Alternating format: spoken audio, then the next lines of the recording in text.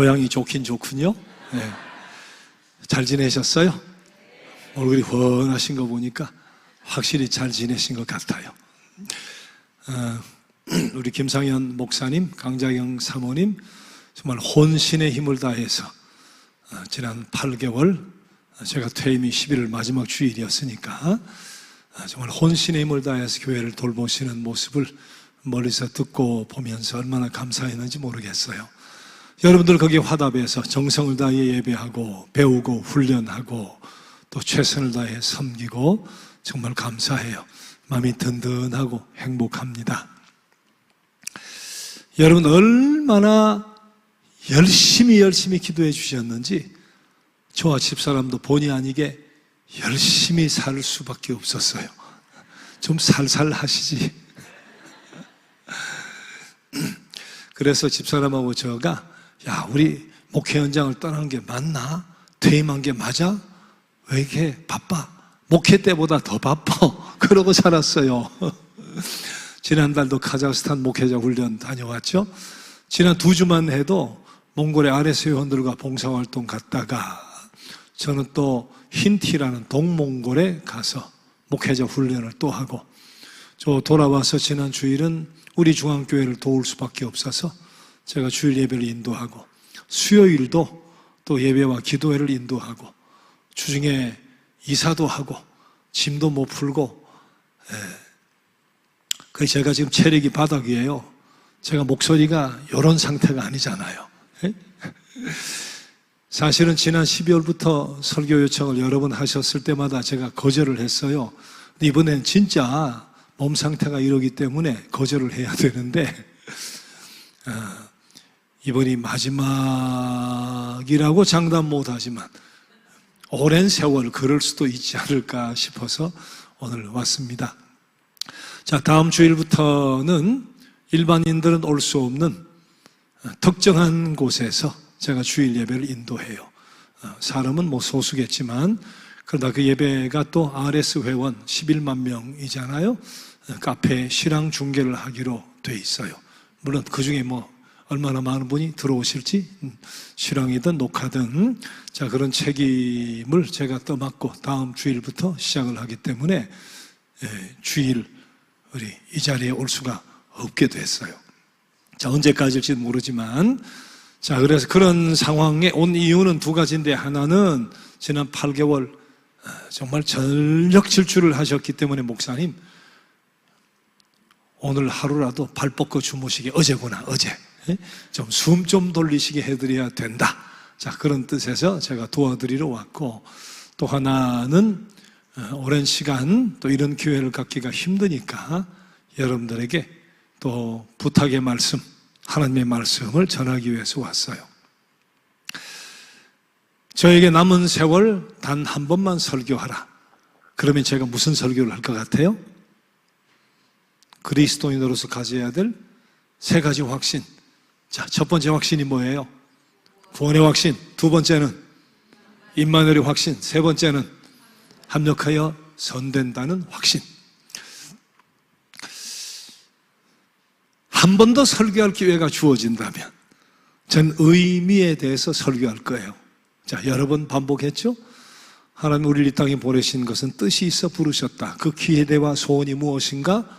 그것을 찾아서 그 의미를 추구하면서 살아야 되고 내 삶의 현장도 소명의 자리니까 의미를 부여하고 살아야 되고 또 한 가지 죽음을 의식하고 살면 의미 있게 살 수 있다.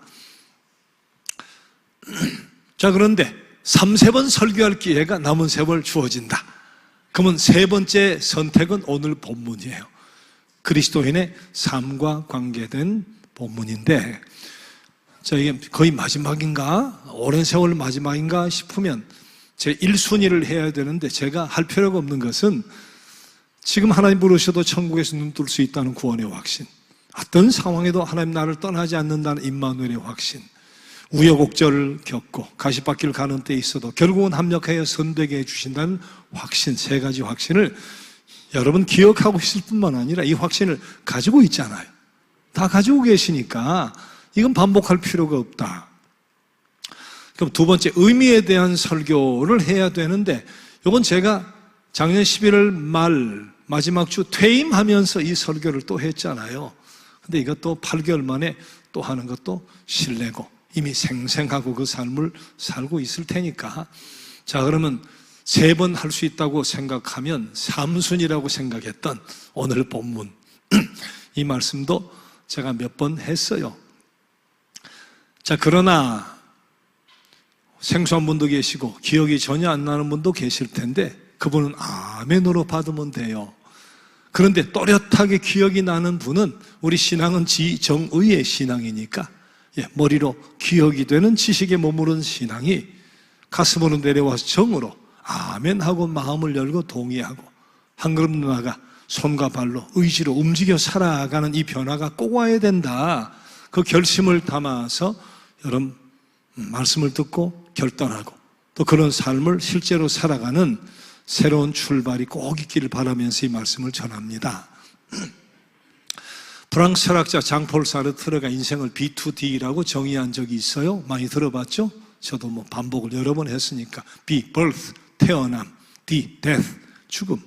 인생이란 것은 태어나서 죽는 것 그 이상도 그 이하도 아니다.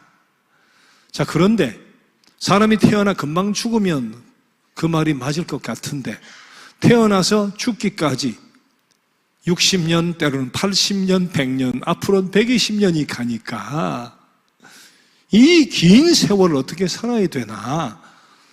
성공적으로 살아야 되는 거니까 그래서 공부도 합니다. 진학도 합니다. 직업도 갖고 직장 생활도 하고 뭐 사업도 해보고 말이죠. 꿈도 꿔보고 어떻게 해야 B와 D 사이에 있는 이 긴 시간을 성공적인 삶으로 이끌어갈 수 있을까? 의미 있는 복된 행복한 삶으로 만들어갈 수 있을까? 이게 중요한 거예요. 자, 스펠링 A, B, D 사이에 C가 있죠. B, C, D. B와 D 사이, birth와 death, 태어나 죽기 사이에 C란 스펠링이 있는데 이 4가지 C를 잘 기억할 필요가 있어요. 첫 번째는 chance. 태어나서 죽기까지 수많은 찬스 기회가 있어요. 수없이 많은 기회가 있어요. 그 기회를 잘 잡아야 되죠. 근데 그 기회 중에는 나에게 이익이 되는 기회도 있고 손해가 되는 기회도 있고 잘 잡으면 복이 되는 기회도 있고 잘못 잡았다가 저주가 되는 기회도 있어요. 그래서 찬스 뒤에 두 번째 C는 초이스, 선택을 잘해야 돼요. 선택을 잘해야 돼요. 수많은 기회 속에 바른 선택을 해야 돼요. 그래야 성공적인 삶이 되는 거예요. 근데 문제는 바른 선택을 했다고 그냥 평안해지고 축복스러운 삶, 행복한 삶이 절로 오느냐? 그렇게 되지는 않습니다. 챌린지, 도전이 와요. 챌린지, 도전이 꼭 와요. 그때 중요한 것이 뭐냐? 정말 그 상황 속에서 삶을 성공적으로 이끄는 방법은 마지막 C, change, 변화에 있다. change, 변화. 여러분, 옛날에는 축음기 혹은 레코드판을 틀어서 음악을 들었잖아요. 근데 누군가 안주하지 않고 카세트 테이프를 만들어 버렸어요. 비닐 테이프가 돌아가는데 노래가 수십 곡이 담기는 거예요. 그러니까 레코드판 다 문 닫아 버렸어요.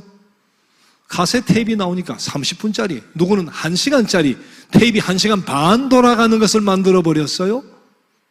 그 도전 속에 계속 변화를 하는 거예요. 그러고 있을 때 누군가는 CD 플레이어를 만들어 버렸어요. CD 플레이어, 동그란 원반, 플라스틱에 노래가 담기는데 수백 곡이 담겨버리는 거예요. 카세트 테이프에서 어떻게 됐어요? 다 문 닫았어요. 다 망했어요. 자, 그 다음에는 이 손가락만한 MP3라는 게 나와가지고 노래가 여기에 수백 곡이 담기는데 기가 막힌 세상이 왔어요. 그러다 아이패드, 아이폰, 스마트폰, 갤럭시 이런 게 나오더니 이제는 음악을 뭐로 듣습니까? 전화기 하나로 해결하는 거예요. 전화기 하나로. 변화죠. 체인지. 부부관계도 마찬가지예요. 수많은 여자, 수많은 남자, 이성 가운데 선택을 잘해야 되잖아요. 두 사람이 선택을 너무 잘했어요. 지상 최고의 남자와 지상 최고의 여자가 만났어요. 선택을 잘했어요. 그렇다고 행복이 절로 없디까? 평생 그냥 저절로 천국 같은 생활이 되던가요? 그렇지 않습니다. 챌린지, 도전이 와요. 왜? 서로 너무 다른 사람이 만났으니까 양육과정, 환경, 형편, 성격, 취미, 습관, 가치관 다 다른 사람이 만났으니까 챌린지가 오는 거예요. 자, 그때 성공의 길, 성공적인 부부의 삶은 어디 달렸어요? 체인지, 변화에 달린 거예요. 변화. 그 변화는 당신이 변해봐라지 네가 고쳐라가 아니라 그 변화는 내가 변하는 거예요. 내가 변하는 거. 많은 경우 상대가 고쳐야 될 것 있죠. 상대가 바꿔야 될 것 분명히 있죠. 그러나 그보다 중요한 거, 그 상황 속에, 챌린지 속에 정말 삶을 성공적으로 이끌어갈 수 있는 것은 내가 변하는 거예요. 내가 수용의 사람이 되고, 내가 용납의 사람이 되고, 내가 변치 않는 사람이 되고, 내가 완벽하게 제공해 주려고 노력하는 사람이 되고, 내가 상대방의 마음을 잘 읽어서 공감하는 사람으로 변화가 되고, 주님처럼 끝까지 인내하는 사람으로 변화가 되는 나의 변화, 그 변화가 성공적인 부부, 성공적인 가정, 행복한 가정으로 만들어가는 비결이란 말이에요. 부모와 자식도 마찬가지예요. 자식이 고쳐야 될 것 많죠. 자식이 바꿔야 될 것 많죠. 그래서 훈계합니다. 잔소리합니다. 필요하죠. 근데 진짜 중요한 거, 부모와 자식 간의 관계가 정말 좋아지려면 부모가 변해야 돼요. 혹은 부모도 변해야 되는 거죠. 부모가 변해야 돼요.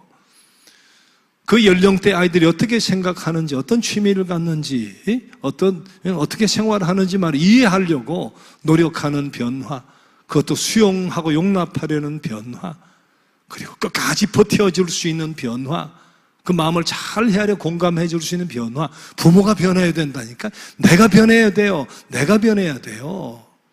그러면 상당한 부분이 관계가 됐든 환경과 문제가 되었든 해소가 되는 거예요. 신앙생활도 마찬가지예요. 세상에 많은 종교가 있습니다. 찬스, 이 종교, 저 종교, 많은 기회가 있잖아요. 그 가운데 초이스, 선택을 잘해야 돼. 근데 우리는 정말 최고의 선택을 한 거잖아요. 살아계신 전능하신 하나님을 알고 예수를 내 인생의 주인으로 모셔드리는 완벽한 선택을 했어요. 사실은 내가 선택하기 전에 하나님이 나를 먼저 아시고 택정하시고 주님 날 위해 죽으시고 성령께서 내 안에 강권적으로 들어와서 예수가 그리스도라 믿어지게 도와주신 은혜가 선행했지만 내 결단과 내 의지가 있었어요.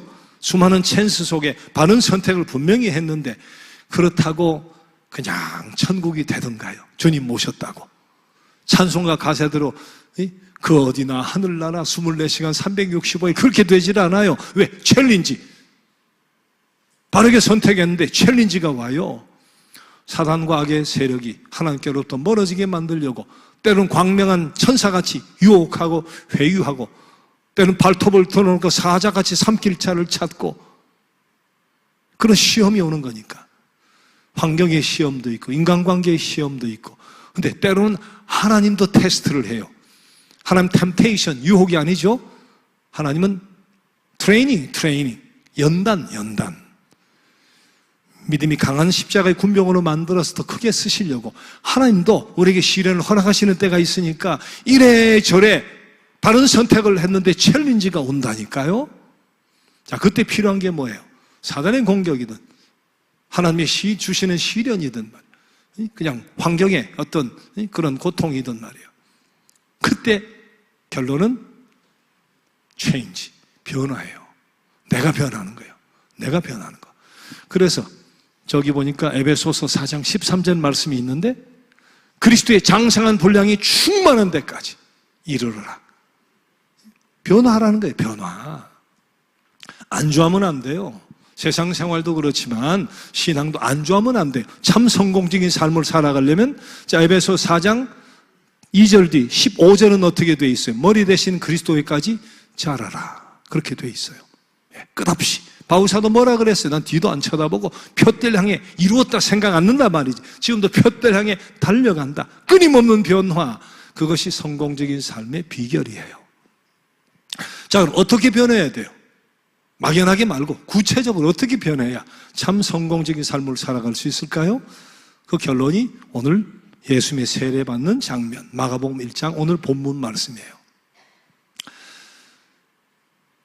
예수께서 세례받을 필요가 있을까요? 세례의 뜻이 뭔데? 세례는 죄 씻음이에요. 죄 씻음 받는 편인데 죄 없으신 예수님이 무슨 세례가 필요해요? 근데 공생애를 시작하면서 공적인 삶을 시작하며 첫 걸음을 세례로 시작하셨다. 죄 없으신 그분이 굉장한 의미가 있죠. 그때 예수님 세례받고 올라오시는데 하늘이 갈라지며 성령이 비둘기처럼 내려오세요. 동시에 성부 하나님이 말씀하세요. 이는 내 사랑하는 아들이다. 기뻐하는 자라.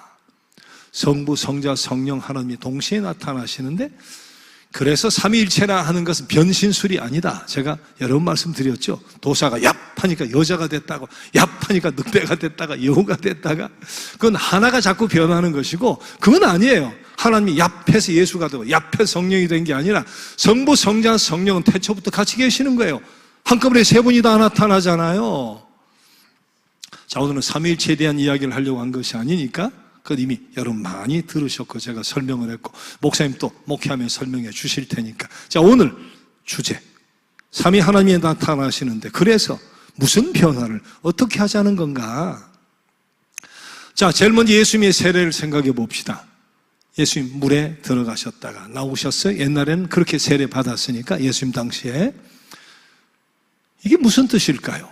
죄 없으신 그분이, 거듭날 필요가 없는 그분이 물속에 들어가 세례를 받으셨다.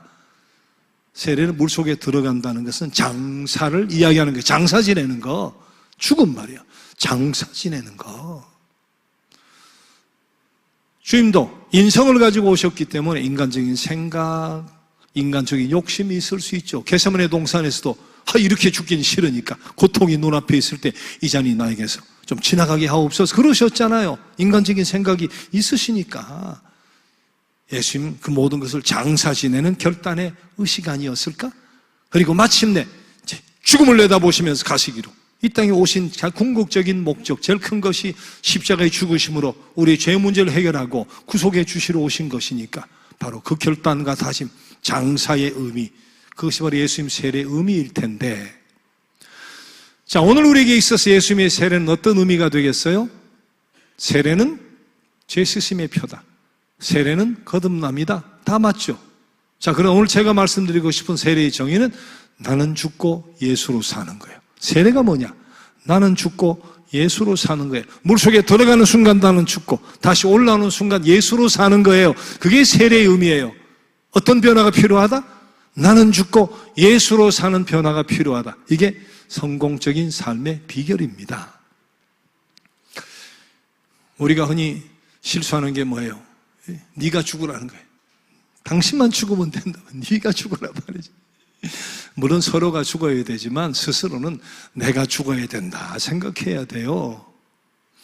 내 성질, 내 성격, 내 가치관, 내 잘못된 습관, 취미, 내 욕심, 내 아집, 내 교만, 내가 죽어야 된다고요.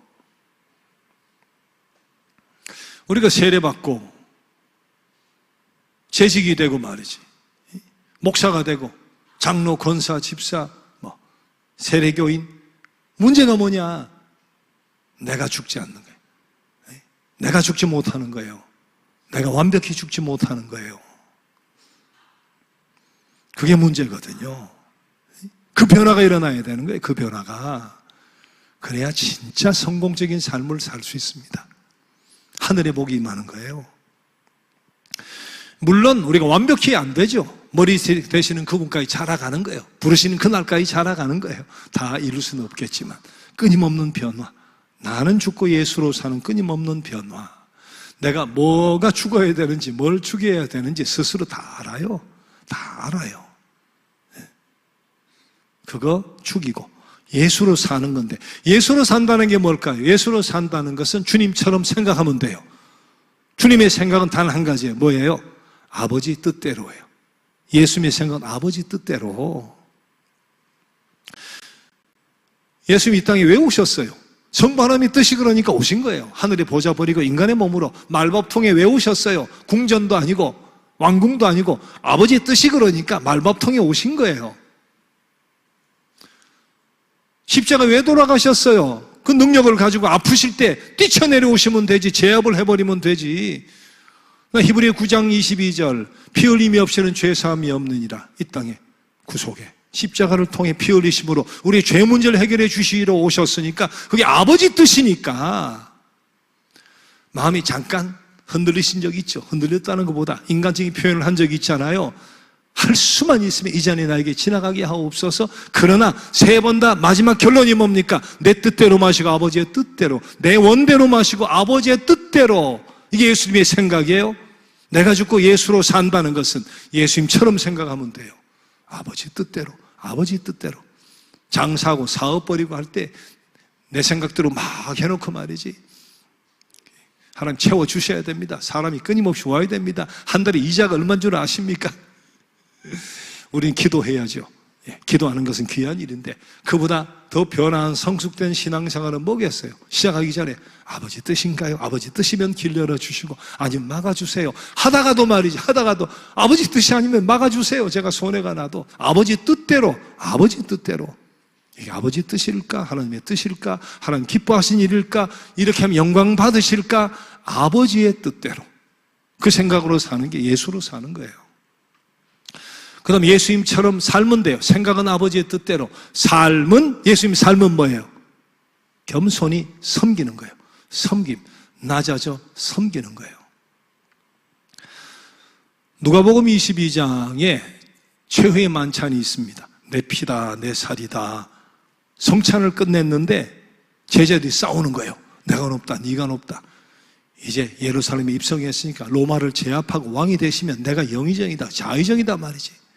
얼마나 기가 막혔겠어요. 예수님이 이게 내 피다 하고 죽음을, 이거 내 살이다 하고 찍히실 살을 이야기하고 그날 밤에 체포되어 가시는데, 물론 제자들이 몰랐다고 해도 얼마나 서운하셨겠어요. 내가 높다, 네가 높다 저러고 있으니까 역정을 내실 만하지 않겠어요? 야 이놈들아, 3년간 나를 따라다녔는데 3년간 내가 너희를 가르쳤는데 이게 뭐하는 짓이냐 말이야.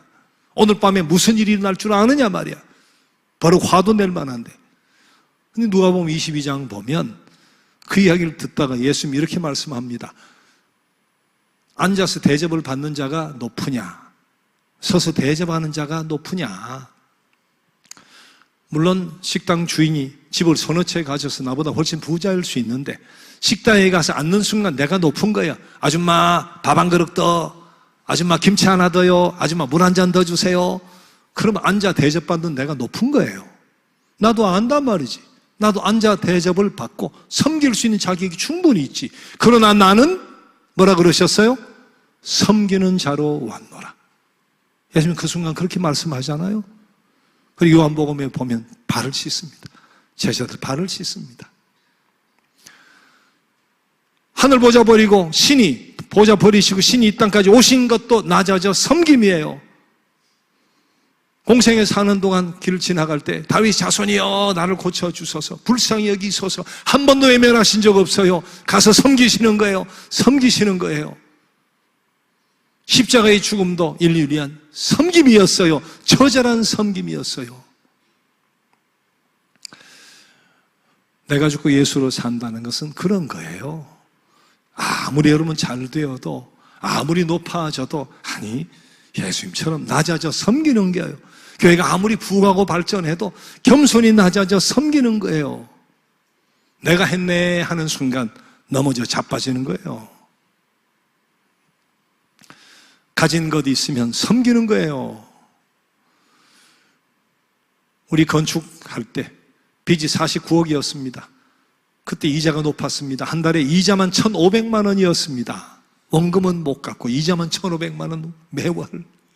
그게 제가 주님 오시는 그날까지 갚아야 됩니다 그랬는데, 그러나 그때 우리 교회 표어가 너희가 주어라 였어요. 이러다가 위축되지 말고 너희가 주어라 말이지. 그 가운데 섬기려고 애를 썼습니다. 지역이든 우크라이나든 우간다든 말이죠. 지진이 되었든 약속대로 해주잖아요. 너희가 주어라. 그 다음 어떻게 됐어요? 누르고 흔들어 넘치도록 안겨주리라. 그 빚이 5년 만에 갚아져서 헌당을 했잖아요. 섬김이 복이에요. 물질이든 재능이든 시간이든 말이죠. 철저히 낮아져 섬김이 참 성공의 비결이에요. 그 다음 예수님처럼 꿈꾸면 돼요. 예수님의 비전이 뭐예요? 복음, 구원, 하나님의 나라. 세례받고 공생애를 시작하며 첫 일성이 뭡니까? 회개하라, 천국이 가까이 왔다. 천국, 하나님의 나라, 구원. 승천하실 때 마지막 말씀이 뭐예요? 예루살렘과 온 유다와 사마리아 땅끝까지 이르러 내 증인이 되라. 구원, 복음, 하나님의 나라. 우리가 그 꿈을 꾸면 돼요. 개인이 되었던, 교회가 되었던 복음, 구원, 하나님의 나라, 그 다음에 선교. 여러분, 예수께서 생각은 아버지의 뜻대로, 아버지의 뜻대로, 삶은 철저히 낮아져 섬김으로, 꿈은 하나님의 나라 복음. 결국 어떻게 되셨어요? 죽으셨지만 성부 하나님이 사흘 만에 일으키시더니 하늘에 있는 자나 땅에 있는 자나 땅 안에 있는 자나 모든 피조물이 그 앞에 무릎을 꿇게 하셨고, 지난 2000년간 그랬다가 지금도 전 세계 수많은 하나님의 백성들이 마음으로 무릎 꿇고 또 실제로 무릎을 꿇고 하나님을 경배합니다. 이게 성공의 비결이에요. 나는 죽고 예수로 사는 거예요. 갈라디아 2장 20절 뭐라고 고백합니까? 바울 사도가 내가 그리스도와 함께 십자가에 못 박혔나니, 세례받는 그 순간, 하나님의 자녀가 되는 그 순간 나는 십자가에 못 박히는 거예요. 나는 죽는 거예요. 나는 죽는 거예요. 십자가에 못 박혔나니 그런즉 이제는 내가 사는 것이 아니요 오직 내 안에 그리스도께서 사시는 것이다. 나는 죽고 예수로 사는 거예요. 그게 성공의 비결이에요. 그런 자에게 어떻게 하나님이 복 주시지 않겠어요? 성공적인 삶으로 인도해 주시지 않겠습니까? 자, 예수님 물에서 무트로 올라오시니까 성령이 비둘기처럼 내려오셨대요. 하늘이 갈라지며 성령이 비둘기처럼 내려오셨대요. 어떤 변화를 이야기하는 걸까요? 세상은 자기 힘으로 삽니다. 자기 힘으로 삽니다. 근데 그리스도인은 무슨 힘으로 사는 거예요? 성령의 힘으로 사는 거예요. 성령의 능력으로 사는 거예요. 우리가 성령의 사람이 되고 성령의 능력이 되어야 역사가 일어나는데, 첫째는 은혜를 은혜로 알고 감사하는 역사가 일어나요. 이것도 은혜, 저것도 은혜, 모든 것이 은혜. 이게 은혜니까 감사. 복은 어떤 사람에게 임하겠어요? 은혜를 알고 감사하는 사람에게 임하는 거예요. 촛불 보고 감사하니까 은혜라고 말이지. 호롱불을 주시고 그것까지 감사하니까 전등불을 주시고 별빛, 달빛, 햇빛을 주신다. 우리 스펄전 목사님이 그런 이야기를 했잖아요. 사실이에요. 사실이에요. 작은 것 가지고, 일상적인 것, 평범한 것 가지고도 은혜라고 알고 감사하면 복이 임하게 돼 있고 성공적인 삶을 살게 돼 있어요. 내가 하나님의 자녀 된 것은 주의 은혜라, 주의 은혜라. 하나님의 자녀 된 것은 늘 그 은혜가 넘쳐나야 돼. 길 걸으면 나 같은 것이 하나님의 자녀가 되고 은혜다, 은혜다. 감사합니다, 감사합니다. 다 알죠. 다 아는 것을 은혜로 받아들이고 감사하는 것은 차원이 다른 거예요. 성령이 임하시면 이 모든 것이 은혜로 늘 감사하게 된다니까요. 내가 이 자리에 서 있는 것은 주의 은혜라, 주의 은혜라. 서 있는 거 뭐 걸어가는 거 당연하지. 근데 은혜로 알게 되는 수가 있어요. 성령의 사람, 성령 충만하면 그것도 은혜예요. 회사 가며, 길 걸어가며, 산 올라가며 그것도 은혜인 거예요. 모든 것이 은혜. 그래서 감사. 그런 자에게 복이 많은 것이고 성공적인 삶의 길로 인도해 주시는 거예요. 근데 그게 마음대로 되지는 않죠. 네. 성령의 사람, 성령 충만으로 변해야 되는 거예요. 또 성령 충만하면 은혜를 은혜로 알 뿐만 아니라 권능을 경험합니다. 기독교는 사랑의 종교라고 하지만 기독교는 체험의 종교예요. 제가 누누이 반복했던 말씀이에요. 신앙의 신비가 있어요. 역사가 있어요. 권능이 있어요. 그걸 체험하는 종교가 기독교예요. 하나님 살아계시니까, 전능하시니까. 오순절에는 방언의 역사가 나타났는데 그 방언은 우리가 생각하는 방언이 아니고 외국어를 공부해 본 적도 없는 사람이 메대말, 바산말, 이집트말, 로마말, 헬라말을 막 해버리는 거예요. 자, 그런 권능이 재현되면 참 좋겠어요. 우리가 영어 공부, 무슨 외국 공부 안 해도 안 했는데 유창하게 얼마나 좋겠어요. 근데 그런 권능이 재현된 것 같지는 않아요, 지금까지. 그러나 그렇다고 권능이 닫힌 건 아니잖아요. 전능하신 하나님이 신앙의 신비는 끊임없이 지속되고 있습니다. 오늘도 마찬가지예요. 말로도 알 수 없는 위로가 넘치는 것, 지각에 뛰어난, 상식을 뛰어넘는 평강이 많은 것, 불가능이 가능으로 바뀌는 것, 능력 이상의 삶을 사는 것. 세상에 아무리 능력이 있어도 자기 능력밖에는 못 살아요. 그만큼밖에 못 살아요. 하지만 좀 부족해도 성령 충만한 사람은 자기 능력을 넘어서는 능력 이상의 삶을 살게 돼요. 그런 권능이 임해요. 또 성령 충만하면 갈라디아서 5장 22절 23절 성령의 열매가 맺힌다잖아요. 사랑 못하던 사람이 사랑하고, 요만큼 사랑하던 사람이 이만큼 사랑하고, 우울하던 사람이 기뻐하고 말이죠. 마음이 불안하던 사람이 평안해지고, 참지 못하던 사람이 인내하게 되고, 친절하고 온유하고, 마침내 절제 못하던 사람이 절제도 하고, 끊을 것을 끊기도 하고 말이죠. 인간이 노력해야 되는데 의지로 안 됩니다. 한계가 있습니다. 그러나 성령이 임하시고 성령 충만하면 그렇게 변하는 게 가능해요. 성령 충만의 열매니까. 그런 자에게 복이 임하는 거예요. 늘 내가 성령의 사람이 돼야지, 성령 충만해야지. 사모하세요. 주님 약속하셨어요. 자식이 떡을 달라는데 돌을 줄 부모가 어디 있느냐? 생선을 달라는데 뱀을 줄 부모가 어디 있느냐? 하물며 하늘에 계신 아버지께서 구하는 자에게 성령을 주시지 않겠는가? 말씀하셨잖아요. 늘 성령의 사람이 되기를 사모해요. 하늘이 갈라지고 성령이 충만하게 임하기를 사모하고 기도해요. 성령 충만 주옵소서. 성령 충만 주기, 정말 성령의 사람 되게 하옵소서. 성령 충만, 성령 충만. 그러면서 운전하며 사모해요.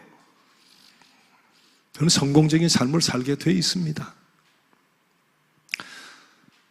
자, 마지막 하나님의 음성이 들리는데 하나님 뭐라고 말씀하세요? 무트로 올라오는 예수 그리스도를 향해 하나님의 음성, 이는 내 사랑하는 아들이다. 내가 너를 기뻐하노라. 이게 뭡니까? 예수님이 공생의 첫 발을 떼면서 누구의 인정을 받고 시작하는 거예요? 하나님의 인정. 사람이 아니라 하나님의 인정. 여러분 삶의 성공의 비결이 뭔지 아세요? 하나님의 인정을 받고 살아가는 거예요. 하나님의 인정을 받고 사는 거예요. 우리 인간의 한계가 뭡니까? 사람의 눈치를 자꾸 보는 거예요. 저 사람이 나를 어떻게 생각할까? 나를 어떻게 여겨볼까? 내가 뒤돌아서 무슨 소리 할까? 사람의 눈치 보는 거예요. 사람의 눈치. 그래서 박수 쳐주고 높여주고 하면 기분이 좋았다가 뭐 다른 소리 들려오면 그냥 실망하고 좌절하고 말이죠. 여러분 사람의 박수와 환호와 갈채라는 거 받아야죠. 기독교인은 더 받아야죠 사실은. 근데 하나님이 인정하는 사람은 세상도 인정하게 돼 있어요. 대부분 그래야죠. 하나님이 인정하는 사람인데, 그런 인격, 그런 성품인데 세상이 인정을 해야 되는데, 문제가 뭐냐? 교회에서는 인정을 받는데 밖에 가 인정을 못 받는 수가 있어요.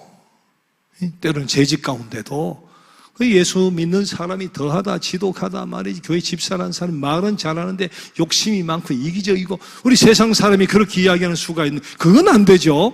하나님이 인정하면 사람에게 인정을 받아야 돼. 그런데 문제가 뭐냐?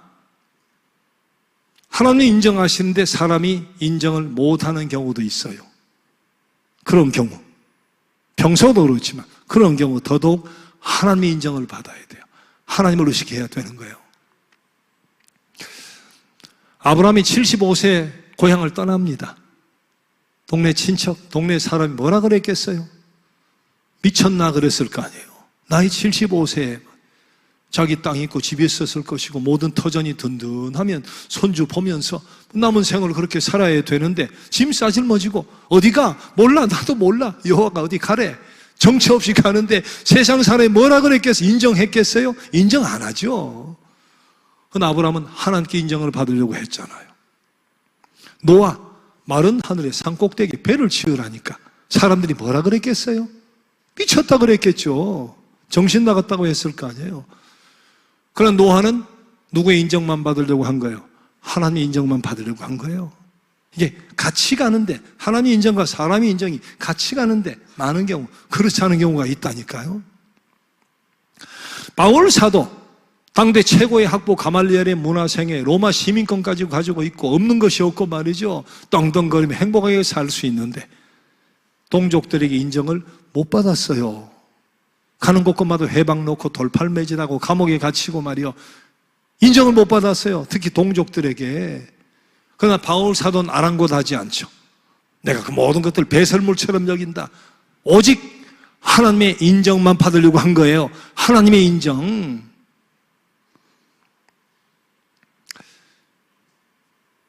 인간의 박수와 갈채와 환호, 그 별거 아닙니다. 받으면 좋지만 그 별거 아니에요. 대통령이 됐습니다. 국회의원이 됐어요. 장관이 됐어요. 유명한 연예인이 됐어요.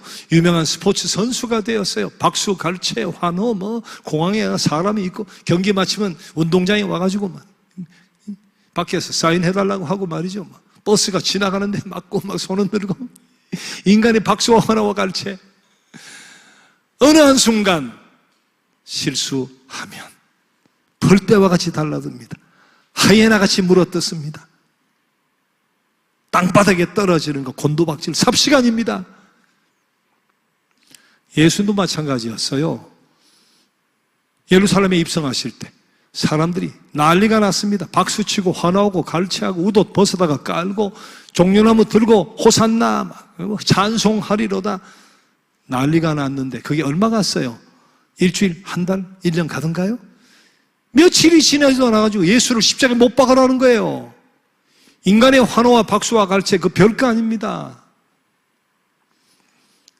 우리가 진짜 의식해야 되는 것은 하나님의 인정을 받는 거예요. 하나님의 인정을 받는 거예요. 아브라함 하나님께 인정받은 아브라함 어떻게 됐습니까? 믿음의 조상이 됐어요. 노아는 어떻게 됐어요? 하나님께 인정받은 노아. 그로 말미암아 인류의 역사가 지속되어 오늘 우리가 생존이 가능한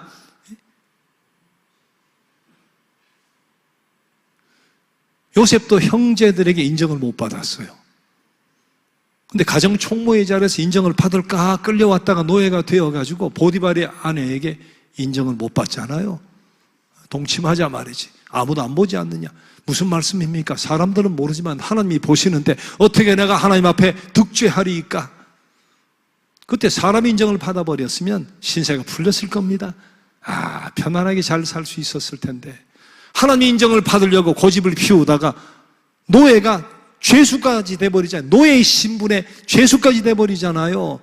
그러나 결국 하나님 인정을 받으려고 했던 요셉이 어떻게 됐어요? 하나님이 높이시는데 죄수의 노예가 애굽의 국무총리가 되고 말이에요. 온 가족을 구원하고 고대 근동을 기근에서 구하고 말이죠.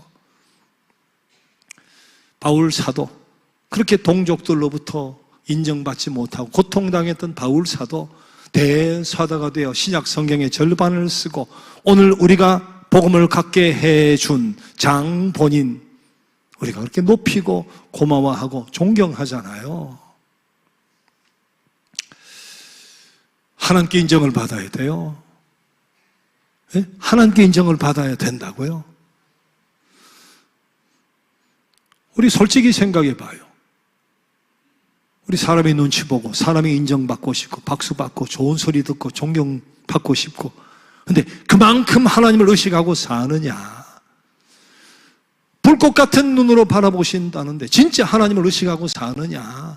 하나님 내 생각도 아시고 내 마음도 아신다는데 내 중심을 보신다는데 진짜 하나님을 의식하며 순간순간 사람이 보든지 안 보든지 하나님께 인정을 받으려고 여러분 그렇게 살아가느냐. 그게 참 삶의 성공의 비결인데 성경에 반복되는 말씀 시편에 더 많이 반복되는 말씀이 여호와를 경외하라예요. 경은 공경하는 거.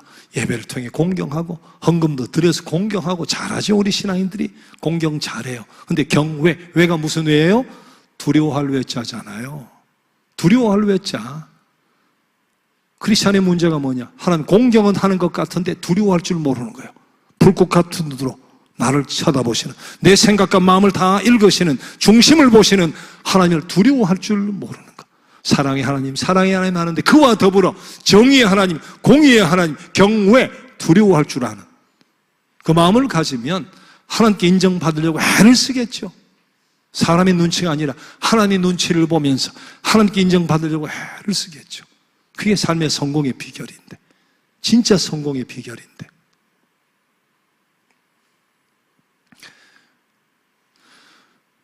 우리가 사람 사이에서도 물건 거래를 하든지 뭐 어떤 일로든지 간에 그 사람이 나를 신뢰한다고 하는데 딱 보니까 요만큼 신뢰해요.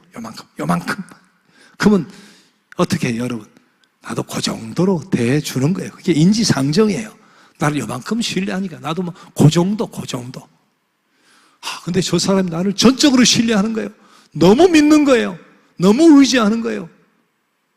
그리고 그렇게 막 자랑하고 존중하고 말이지. 그럼 그런 사람을 실망시킬 수가 없잖아요. 그렇게 의지하고 높여주고 절대적으로 따르고 말이죠. 그러면 책임져 주고 싶은 마음이 들잖아요. 내 능력 안에서. 하나님, 인격적인 하나님의 그게 무슨 뜻이에요? 인간관계가 우리와 같은 방식이라는 뜻도 되는 거예요. 하나님 인격적이라는 것은 우리가 하나님을 전적으로 신뢰하고 절대적으로 의지하고 말이죠. 신앙이 뭡니까? 하고 물으면 제가 어떻게 대답한다 그랬어요? 신앙은 하나님께 대한 전적인 신뢰다. 절대적인 의지다. 내가 하나님을 전적으로 의지해요. 내가 하나님을 전폭적으로 신뢰해요. 절대적으로 의지해요.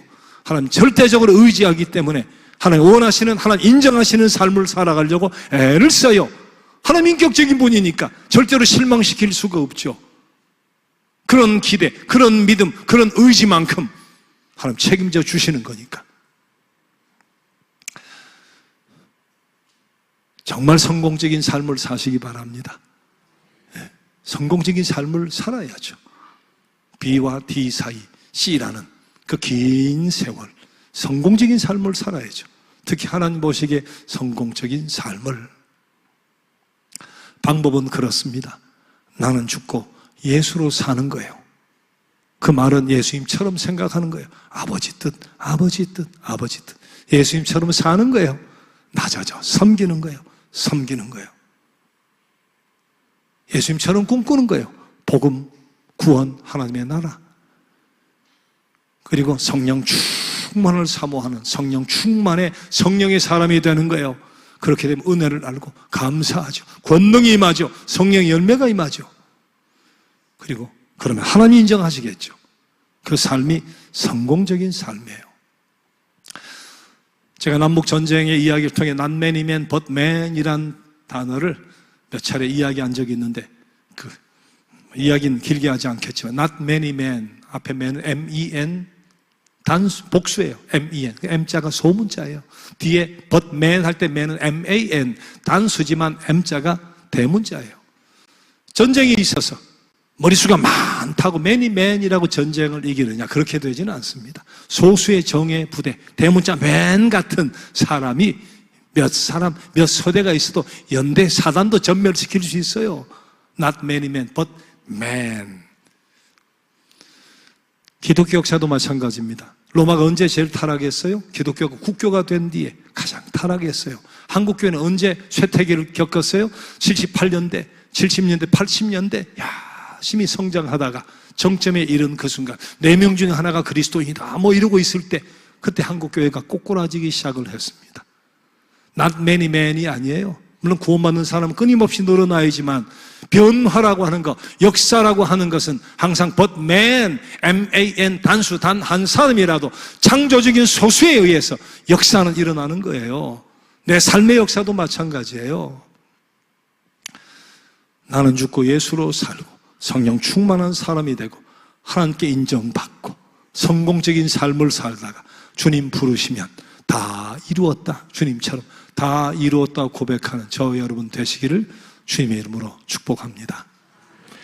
자, 함께 일어나셔서 원하고 바라고 기도합니다 라는 찬양을 드리겠습니다.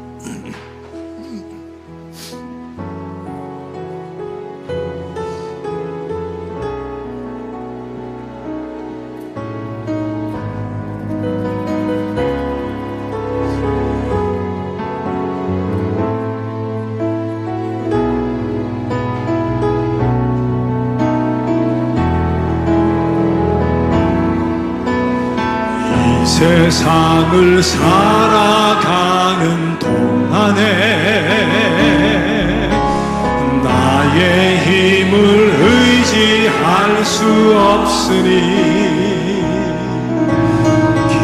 기도하고 낙심하지 말 것은 주께서 참 소망이 되심이라.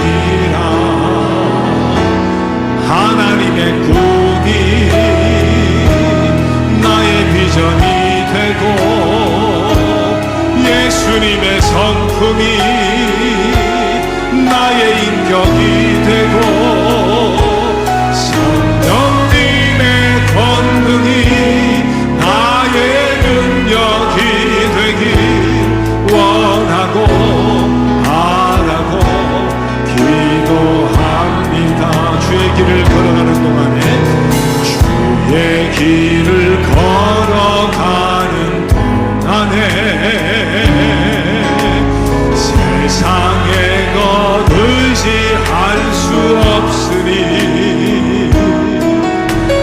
감사하고 낙심하지 말 것은 주께서 참 기쁨이 되시니라. 하나님의 꿈이 나의 비전이 되고 예수님의 성품이 나의 인격이 되고 성령님의 권능이 나의 능력이 되길 원하고 바라고 기도.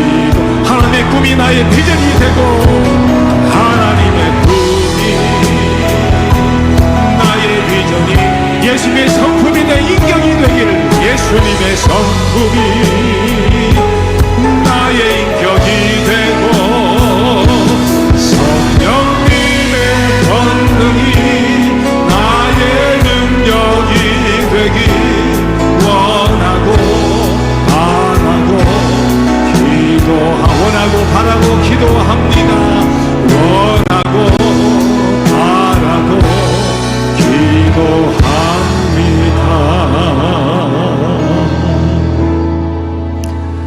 이렇게 기도했으면 좋겠습니다. 주님, 나는 죽고 예수로 살아가기를 원하고 바라고 기도합니다. 성령 충만한 성령의 사람이 되길 원하고 바라고 기도합니다. 오로지 하나님께만 인정받는 그런 하나님의 백성 되길 원하고 바라고 기도합니다. 말씀 기억하며 함께 기도드리겠습니다.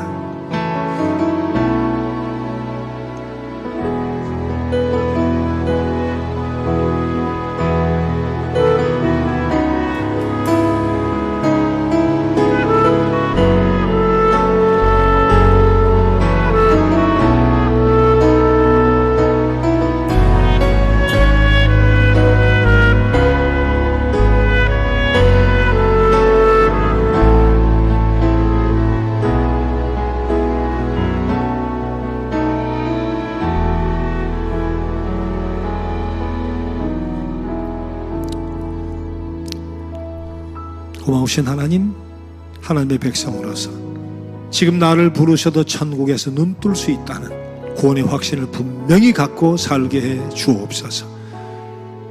어떤 상황 속에서 하나님 나를 버리지 않으시고 바다 끝에 가서 자리를 잡아도 임마누엘 나와 함께 하신다는 믿음을 갖고 승리하며 살게 하여 주옵소서. 우여곡절을 겪고 가시밭길을 걸어가도 결국은 합력하여 선되게 해주신다는 믿음의 확신을 가지고 승리하게 하여 주옵소서. 나를 이 땅에 보내시고 지금까지 살게 하시는 그 의미가 무엇인가, 하나님의 뜻과 소원에 그 의미를 두고 추구하고, 그리고 내 삶의 현장을, 내 삶의 자리를 소명의 자리로 여기면서 의미를 부여해서 살고, 매 순간순간 죽음을 의식하면서 참 의미 있는, 가치 있는 성공적인 삶을 살게 하여 주옵소서. 한 가지, 오늘 말씀처럼 나는 죽고 예수로 살고 성령 충만의 사람이 되고 하나님께 인정받음으로 남은 세월을 정말 참 성공의 삶, 참 성공의 길 걷게 하여 주셔서 하나님의 큰 영광과 찬송되게 하여 주옵소서. 이제는 끊임없는 변화를 거듭하면서 표대를 향해 주님의 성품, 머리 되시는 그리스도를 향해 자라고 안주하지 않고 끊임없이 발전하고 성숙하길 원하면서 참 성공의 길을 걷기 원하는 부름받은 주의 온 백성들과 삶의 터전 위에 서귀포 중앙교회 앞날과 장례 위에 성부, 성자, 성령 하나님 주시는 능력과 역사와 사랑과 권세가 언제까지나 함께해 주시옵기를 간절히 축원합니다. 아멘.